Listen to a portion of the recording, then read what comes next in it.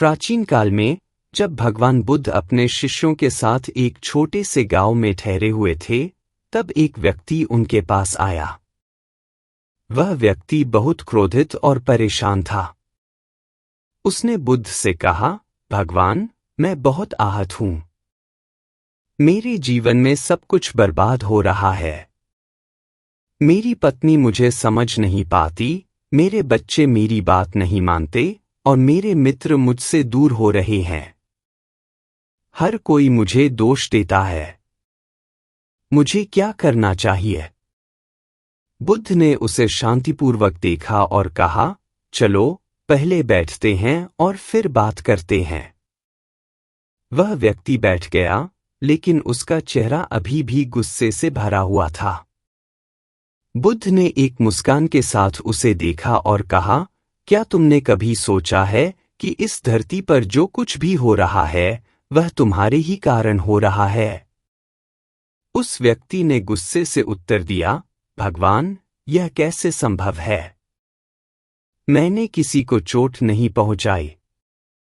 फिर भी मेरे जीवन में समस्याएं आ रही हैं, लोग मुझे दोष दे रहे हैं। इसमें मेरा क्या दोष?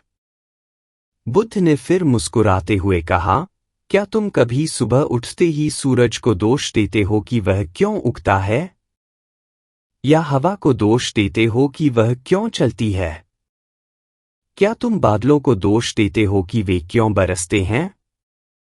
उस व्यक्ति ने कहा, नहीं भगवान, यह तो प्राकृतिक घटनाएं हैं। मैं उन्हें दोष कैसे दे सकता हूं?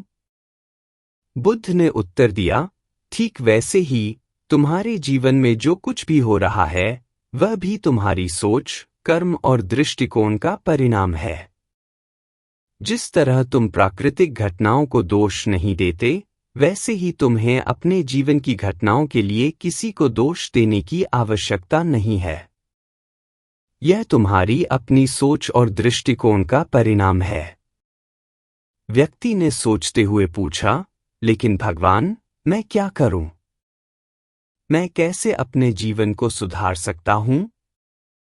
बुद्ध ने कहा, सबसे पहले दोष देना बंद करो। जब तुम अपने जीवन की परिस्थितियों के लिए दूसरों को दोष देते हो, तो तुम अपनी शक्ति खो देते हो। समस्याओं का समाधान तुम्हारे भीतर ही है। अपनी सोच को बदलो, अपने कर्मों को सुधारो और देखो कि तुम्हारा जीवन कैसे बदलता है। वह व्यक्ति बुद्ध की बातों से प्रभावित हुआ। उसने पहली बार यह समझा कि उसकी समस्याओं का असली कारण बाहरी नहीं, बल्कि उसकी आंतरिक सोच और दृष्टिकोण था। उसने बुद्ध के चरणों में सिर झुकाया और उनके उपदेशों का पालन करने का संकल्प लिया। कहानी का संदेश, इस कहानी से यह सीखने को मिलता है कि हम अक्सर अपनी समस्याओं का कारण दूसरों में ढूंढते हैं और उन्हें दोष देते हैं। लेकिन वास्तविकता यह है कि हमारी सोच और कर्म ही हमारे जीवन की दिशा तय करते हैं। यदि हम दोष देने की बजाय आत्मनिरीक्षण करें और अपने कर्मों को सुधारें, तो जीवन में शांति और संतुलन प्राप्त कर सकते हैं।